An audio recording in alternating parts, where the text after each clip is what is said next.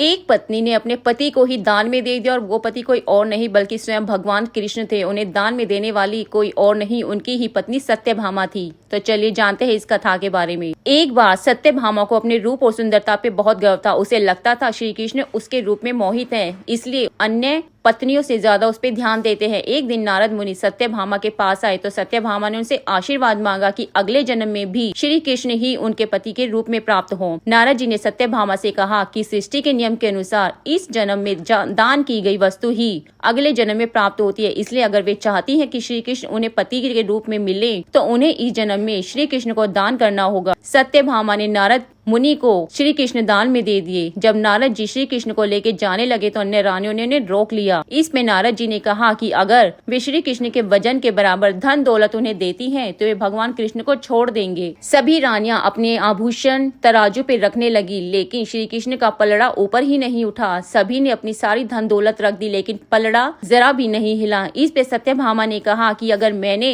अपने पति को दान दिया है तो मैं उन्हें वापस भी ले लूंगी, लेकिन ये प्रयास भी असफल रहा। सत्यभामा के आभूषण भी श्री कृष्ण के वजन को नहीं छुपाए। इस पे रुक्मणी को एक उपाय सूझा। वे तुलसी पूजन करके तुलसी की एक पत्ती साथ ले आई और उस पत्ती को तराजू के दूसरे पलड़े पर रख दिया और वजन बराबर हो गया। तुलसी की इस महिमा के कारण सत्यभामा, रुक्मणी और अन्य पत्नियों को श्री कृष्ण वापस मिले। ऐसा माना जाता है कि इस घटना के बाद से ही भगवान श्री कृष्ण तुलसी की पत्ती धारण करते हैं।